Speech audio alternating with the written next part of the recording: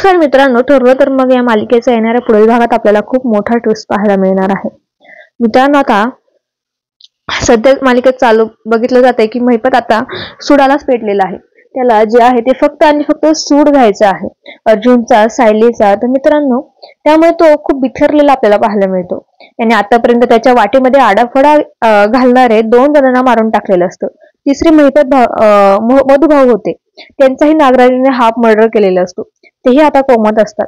तर मित्रांनो, महिपतचं पुढचं टार्गेट हे प्रिया असते, पण तो प्रियाला थोडी सूट देत डायरेक्ट आता सायलीलाच पुढचं टार्गेट बनवतो. कारण आता सायलीला टार्गेट बनवल्यावर अर्जुनला मारण्यासाठी जास्त कष्ट लागणार नाही.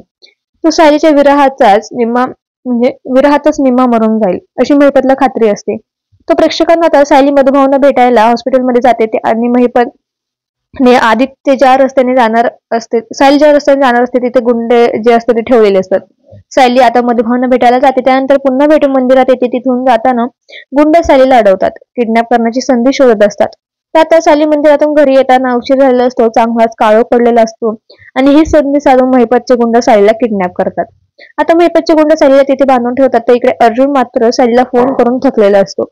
इतका उशीर झालाय पण सायली का घरी आली नाही याचा तो विचार करतो. आणि त्या गुंडांशी झटापट होत असताना सायलीचा मोबाईल तिथेच पडलेला असतो. सायलीला किडनॅप करणारे अर्जुन मात्र पूर्ण एकटा पडलेला असतो.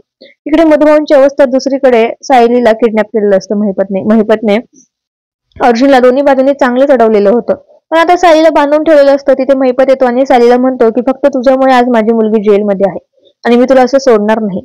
माझी मुलगी जितका त्रास सहन करते त्याच्या दुप्पट पटीने मी तुला जास्त त्रास देणार, पण तुला मी इतक्या सहजासहजी मारणार नाही.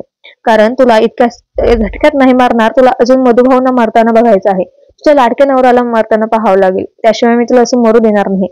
आता मित्रांनो, तेव्हा सायली त्याला मोठ्या रुबाबात म्हणते की तू जर शहाणा असेल ना तर मला आत्ताच मारून टाकशील, नाहीतर माझ्या नवऱ्याला समजलं ना तर तुझा जीव हे करेल आणि तुला तुझ्या जीवाची भीक मागायची संधी मिळणार नाही. आता महिपत म्हणतो, बघूच कोण कोणाला जाळतंय आणि कोणाला भीक मागावं लागते, कोण कोणाची जीवाची भीक मागते. मित्रांनो, आता इकडे अर्जुन थोडाही वेळ न घालवता सायलीला शोधायला बाहेर पडलेला असतो. तुम्हाला काय वाटतंय, अर्जुन शोधू शकले का सायलीला? आणि महिपत तोपर्यंत सायलीला काही करणार तर नाही ना? तुम्हाला काय वाटतंय ते कमेंटमध्ये कळवायला विसरू नका. धन्यवाद.